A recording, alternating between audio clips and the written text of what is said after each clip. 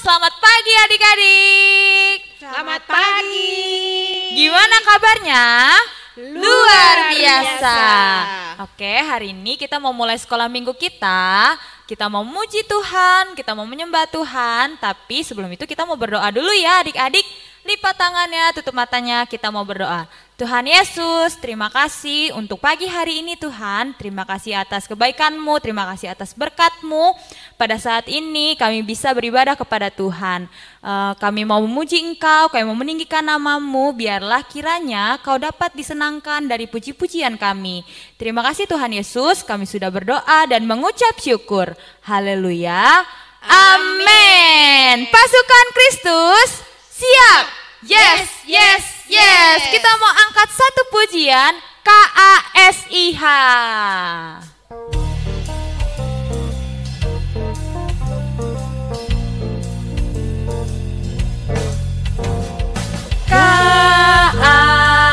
KASIH, KASIH. Kasih, kasih, kasih, kasih, kasih, kasih, kasih. Sekali lagi KASIH, KASIH, KASIH. Kasih, kasih, kasih, kasih, kasih, kasih, kasih. Kasih itu sabar, kasih itu sabar. Tidak suka marah-marah, sayang kepada teman seperti kasih. Sekali lagi, kasih itu sabar, kasih itu sabar. Tidak suka marah-marah, sayang kepada teman seperti kasih Yesus.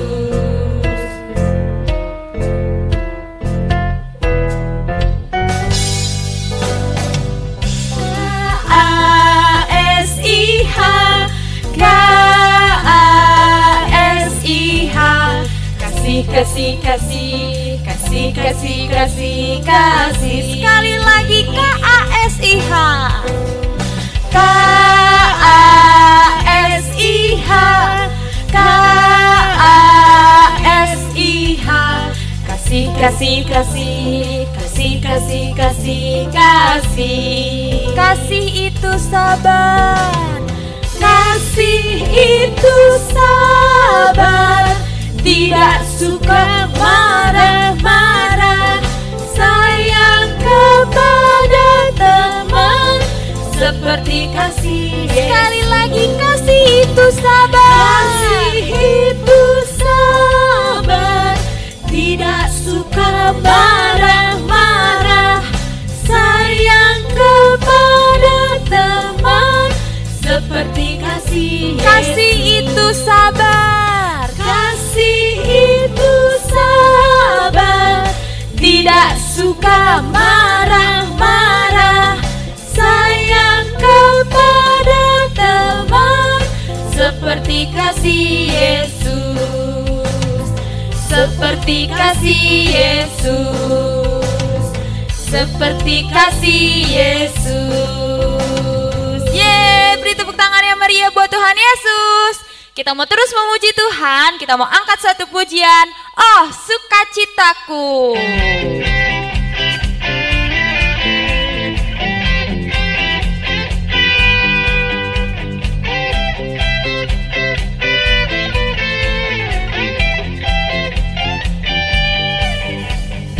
Oh sukacitaku, pam pam pam pam, sejak ku jumpa Yesusku. Oh sukacitaku, pam pam pam pam, ku temukan juru selamat. Dia mengasihi aku, bahkan mati bagiku.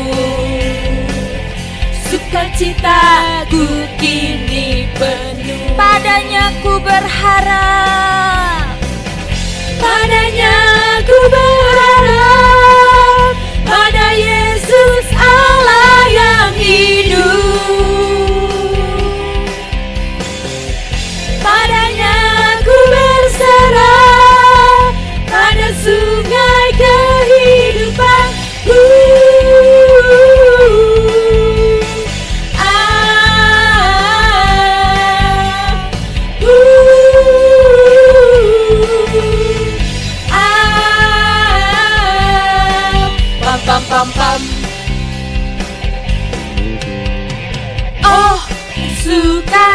citaku, pam pam pam pam, sejak ku jumpa Yesusku.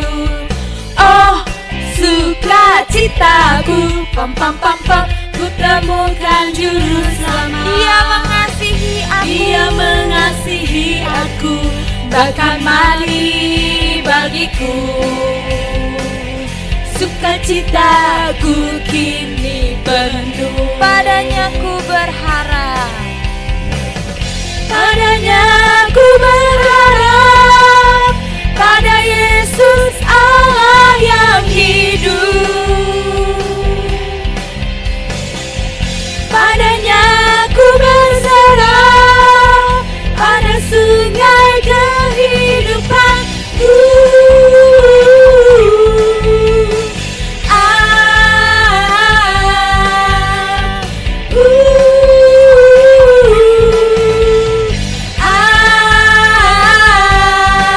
Pam pam pam pam. Yeay, beri tepuk tangan yang meriah buat Tuhan Yesus.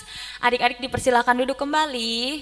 Tiba saatnya kita mau menyembah Tuhan. Mari kita mau siapkan hati kita mau siapkan pikiran kita mau fokus kepada Tuhan. Yuk kita mau nyanyi semua baik.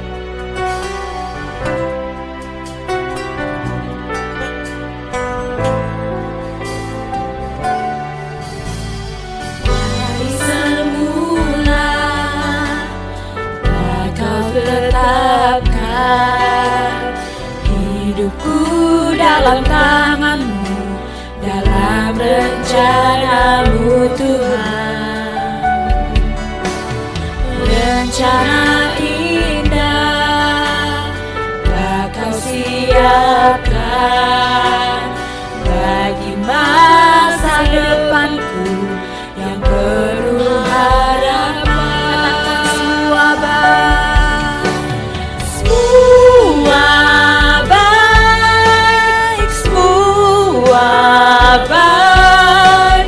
Apa yang telah Kau perbuat di dalam hidupku, semua baik, sungguh teramat baik. Kau jadikan hidupku berarti. Sekali lagi kita mau katakan pujian ini dari awal. Dari semula telah Kau tetapkan hidupku dalam rencana-Mu Tuhan.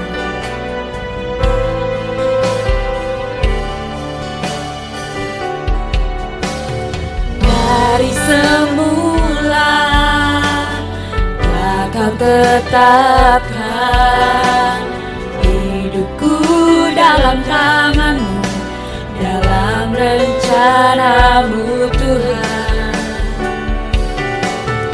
Rencana indah telah Kau siapkan bagi masa depanku yang penuh harapan.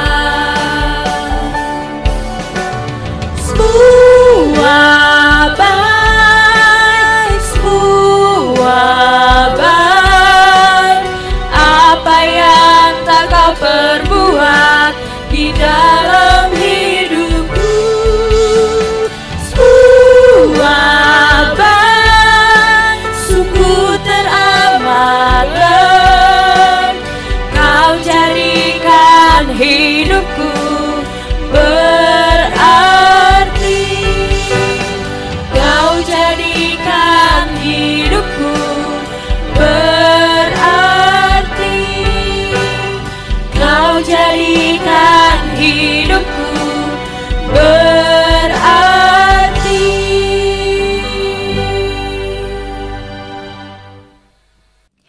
Hai adik-adik, apa kabarnya? Pasti luar biasa. Nah, hari ini Cici mau cerita sesuatu yang sangat menyeramkan. Waktu Cici baca di Alkitab, adik-adik, Cici merinding, bener deh. Nah, sebelum kita dengar ceritanya, kita mau berdoa dulu ya. Ayo kita lipat tangannya, tutup matanya, kita mau berdoa. Tuhan Yesus, Terima kasih Tuhan sudah menyertai kami hingga hari ini. Tuhan, sekarang kami mau mendengarkan firman-Mu, biar segala sesuatu yang baik dapat kami tanamkan di hati dan pikiran kami, dan dapat kami lakukan dengan baik. Terima kasih Tuhan, haleluya, amin. Oke, Cici mau cerita, waktu itu Israel dikepung sama orang Aram, adik-adik, orang Aram dikepung. Jadi orang Israel nggak bisa keluar dari wilayah mereka ya. Orang Aram mau berperang dengan Israel. Jadi kalau orang Israel keluar dari wilayahnya, udah pasti dibunuh sama orang Aram deh, ya kan? Akhirnya orang-orang Israel semua masuk ke dalam wilayah itu kan. Tapi ternyata adik-adik bahan makanannya nggak cukup. Bahan makanannya nggak cukup untuk menghidupi mereka semua. Jadi mereka, Israel itu dilanda kelaparan yang hebat adik-adik. Kalau dibaca di Alkitab sampai 1 kepala keledai aja harganya mahal banget. Cici ngebayangin ya, kalau kita di masa-masa itu, mungkin McDonald yang tadinya cuma 30.000, kita harus keluarin duit mungkin 3 juta, 4 juta buat beli McD itu, karena saking langkanya, saking sedikitnya makanan dibanding manusia yang harus makan, ya kan? Nah, setelah itu karena kelaparan, seorang wanita datang ke hadapan Raja Israel ya. Dia bilang, "Raja, tolong aku," katanya gitu. Nah, tapi Raja Israel bilang, "Tuhan aja nggak bisa nolong kita. Tuhan aja nggak bisa nolong kita. Orang kita masih kelaparan. Apa aku bisa? Apa yang bisa aku kerjakan? Apa yang bisa aku tolong?" Kata Raja itu bilang gitu.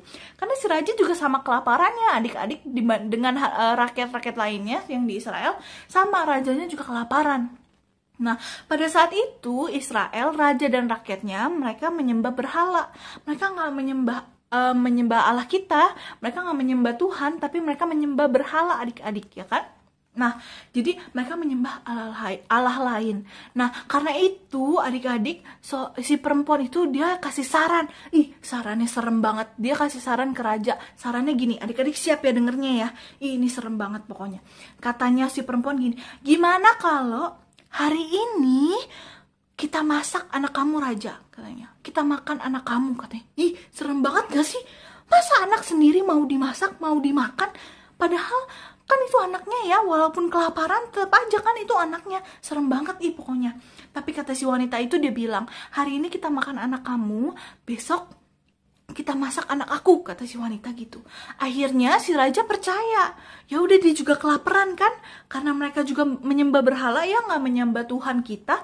Makanya ada aja tuh kepikiran, ya udah deh, akhirnya kita masak aja deh anak kita gitu. Nah, sampai hari itu akhirnya anaknya raja beneran dimasak adik-adik. Beneran dimasak dan dimakan. Ngeri banget gak sih? Nah, tapi yang parahnya, besoknya kan harusnya gantian anak dari perempuan itu kan. Tapi perempuan itu curang adik-adik. Perempuan itu malah nyembunyiin anaknya. Jadi anaknya gak dimakan. Nah, saat itu akhirnya raja menyadari bahwa dia dibodohi. Akhirnya dia merobek jubahnya. Jadi dia pakai kain kabung, artinya dia sedang meratapi bahwa anaknya meninggal gitu ya kan. Nah, pada saat itu dia pikir apa? Ya udah, kita berserah aja sama Tuhan, dia bilang gitu. Tapi katanya ada ajudan tahu ya ajudan ya, prajurit dia ya, bantuin dia itu, bantuin si raja. Dia bilang gini, Raja nyadar gak sih kalau misalnya kelaparan ini tuh Tuhan Yesus yang kasih. Tuhan yang kasih katanya. Bukan Tuhan Yesus ya. Tuhan yang kasih katanya. Tuhan Allah yang kasih katanya gitu. Tuhan kasih kelaparan ini melanda di Israel.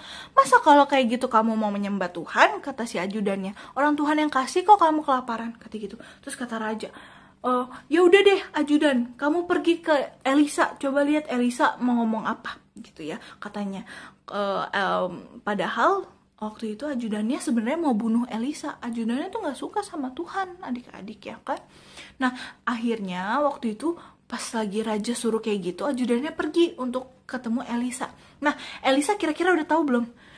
Hebat loh adik-adik. Elisa udah tahu. Elisa waktu itu di rumahnya lagi duduk-duduk sama tetua-tetua. Ya, dia bilang, "Kalian tahu nggak?" katanya. "Kalian tahu nggak? Sebentar lagi ada orang yang mau membunuh aku." Si raja itu, Raja Israel suruh orang datang untuk membunuh aku, kata Elisa gitu. Tapi katanya, Sebelum Elisa melanjutkan perkataannya, si ajudan udah datang nyampe di depan rumah, ya kan? Ajudan bilang, si Elisa bilang, Tuhan Yesus kasih ini cobaan, katanya gitu kan. Nah, abis itu si ajudannya dia mengolok-ngolok adik-adik. Dia mengolok-ngolok tuh apa ya? Dia main-main, dia bercandain, dia bilang, mana Tuhan, katanya, masa kamu masih berharap sama Tuhan kamu? Orang ini aja kelaparan, ngapain kamu berharap lagi sama Tuhan? Udah nggak usah berharap lagi sama Tuhan, kata ajudannya gitu. Ih, ajudannya jahat ya, dia ngomongnya gitu karena dia nggak suka sama Tuhan, dia benci sama Tuhan, makanya dia ngomong gitu. Udahlah, nggak usah berharap lagi sama Tuhan, orang kita udah kelaparan, kata gitu kan. Lalu Elisa marah, kan itu Tuhan kita kan dihina kayak gitu, dibecandain kayak gitu. Akhirnya Elisa bilang sama prajurit itu, pada waktu sekarang nih, kira-kira sekarang, besok, di waktu yang sama, itu pasti akan ada bahan makanan yang banyak. Adik-adik tahu kan tadi Cici cerita kalau kepala keledai itu harganya mahal banget waktu kelaparan itu. Nah, Elisa bilang besok waktunya mirip-mirip sekarang nih, sekarang ini waktu ajudannya pergi ya, besoknya bilang harga makanan akan sangat murah, katanya, karena kalian akan mendapatkan makanan yang sangat banyak gitu, kata Elisa. Terus udah gitu kata Elisa, tapi dia bilang gini, tapi kamu, kakak ajudannya, kamu walaupun kamu melihat makanan itu di depan mata kamu tetap nggak akan bisa mencicipinya, kamu tetap nggak akan bisa mendapatkan makanan itu, kata Elisa gitu. Kira-kira si ajudan percaya nggak? Enggak, adik-adik, ajudannya nggak percaya. Orang dia menyembah berhala, dia nggak percaya kalau misalnya apa yang Elisa ngomongin itu bener.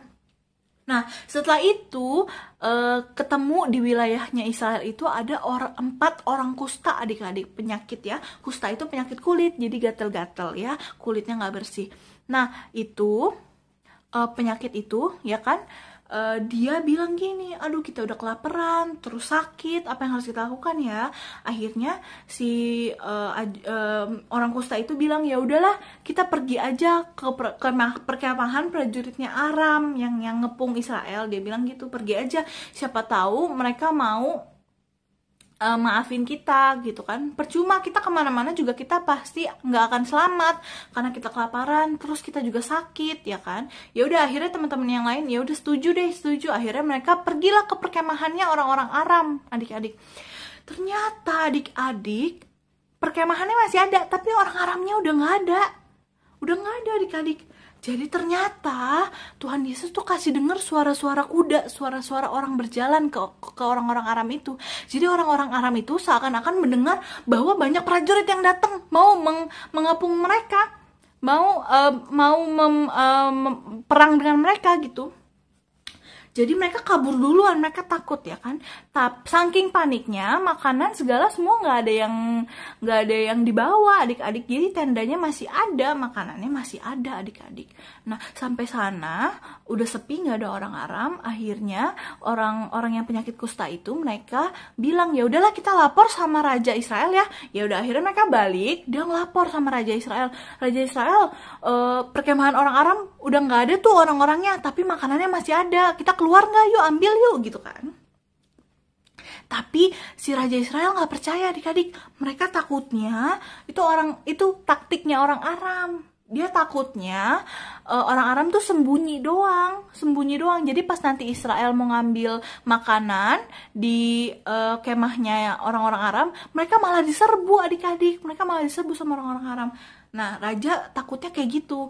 Tapi abis itu Raja bilang, ya udah kamu pergi deh. Dia suruh beberapa ajudannya untuk pergi ke perkemahan itu untuk ngecek apakah masih ada orang Aram sembunyi atau tidak. Nah, saat itu ajudannya pergi beneran dan ternyata nggak ada adik-adik. Orang Aramnya benar-benar memang sudah pergi kan. Tuhan Yesus sudah memberikan itu kan pendengaran kepada orang-orang Aram bahwa mereka mau dikepung, padahal sebenarnya enggak sih adik-adik ya kan. Nah, saat itu akhirnya Raja Israel semua bilang, oke, keluar semuanya, keluar, rakyat Israel boleh keluar untuk ngambil makanan yang ada di perkemahannya orang-orang Aram. Nah, makanan itu sangat berlimpah adik-adik. Jadi harga-harga tepung itu udah pada turun. Akhirnya karena makanannya sangat banyak. Jadi mereka bisa makan sepuasnya dengan harga murah. Ya kan? Berbanding terbalik dengan waktu mereka kelaparan. Ya kan, harganya mahal. Nah, adik-adik tadi dengar tadi masih ingat nggak ada ajudan yang mengolok-olok, yang membercandakan perkataannya Elisa? Tahu nggak nasib dia adik-adik? Ya ampun, itu kan mereka rakyat-rakyat itu udah pada kelaparan kan ya? Nah, itu akhirnya rakyat-rakyat itu pas disuruh keluar, mereka semua berlarian adik-adik. Mereka berlarian karena kan mereka saking laparnya, mereka dibilangin ada makanan. Akhirnya mereka langsung gembira sekali, mereka langsung semangat sekali untuk ngambil makanan itu. Nah, ajudannya dia itu bertugas untuk menjaga pintu. Jadi dia melihat makanannya tuh banyak sekali. Dia melihat, tapi dia nggak bisa merasakan. Kenapa adik-adik? Karena saat banyak rakyat Israel yang keluar, yang berlarian keluar dengan semangat, dia terinjak-injak, dia jatuh dan terinjak-injak, akhirnya dia meninggal. Nah, ingat adik-adik tadi Elisa bilang apa? Kamu akan melihat banyaknya makanan yang melimpah, tapi kamu nggak akan bisa mencicipinya, kata Elisa ke ajudan itu. Dan ternyata benar adik-adik, ajudan itu bisa ngelihat makanan yang ada di depan dia banyak, tapi dia nggak bisa makan, dia nggak bisa mencicipinya karena dia sudah meninggal karena diinjak oleh rakyat-rakyat Israel yang waktu itu sangat kelaparan dan butuh makan, begitu. Nah, apa yang kita bisa ambil dari cerita ini adalah kita harus menaati firman Tuhan, kita harus menaati perintah Tuhan. Kalau enggak, kita pasti dapat hukumannya adik-adik, kayak ajudan itu. Dia mengolok-olok, membercandakan perkataannya Elisa ya. Perkataan Elisa kan dari Tuhan Yesus ya, dari Tuhan Allah ya, Allah Bapa. Nah, itu akhirnya dia mati kelaparan adik-adik, nggak sempat makan padahal dia lihat di depannya ada makanan. Terus juga contohnya adalah waktu Israel itu kan menyembah berhala ya adik-adik. Padahal Tuhan udah bilang jangan ada Allah lain di hadapanku ya kan. Dia menyembah berhala tapi menyembah Allah lain. Nah, itu kena hukuman juga adik-adik, yaitu hukumannya itu kelaparan. Karena mereka menyembah berhala, mereka akhirnya kelaparan. Nah, ini Cici makanya Cici ingetin lagi, kita harus menaati perintah Tuhan. Karena Tuhan sayang sama kita adik-adik, Tuhan sayang sama kita. Makanya Tuhan mau kita nurut perintahnya Tuhan. Oke adik-adik, sekarang kita mau baca ayat hafalan. Kita buka Alkitabnya ya, di Yohanes 15 ayat 14. Yohanes 15 ayat 14. Kita baca bareng-bareng ya. Oke, Yohanes 15 ayat 14. Kamu adalah sahabatku jikalau kamu berbuat apa yang kuperintahkan kepadamu. Kita ulang sekali lagi ya. Yohanes 15 ayat 14. Kamu adalah sahabatku jikalau kamu berbuat apa yang kuperintahkan kepadamu. Jadi kita itu sahabatnya Tuhan kalau kita mau menuruti apa yang Tuhan perintahkan kepada kita. Oke, sampai di sini dulu adik-adik. Kita mau berdoa, kita mau tutup dalam doa. Kita ikutin Cece berdoa ya. Lipat tangannya, tutup matanya, kita mau berdoa. Tuhan Yesus, terima kasih Tuhan sudah menyertai kami. Tuhan, kami juga sudah mendengarkan firman-Mu. Tuhan, biar kami mau seturut perintah Tuhan. Kami mau nurut dengan perintahnya Tuhan. Karena Tuhan sangat mengasihi kami. Terima kasih Tuhan, sertai kami, lindungi kami. Haleluya, amin. Oke, sampai jumpa adik-adik. God bless you.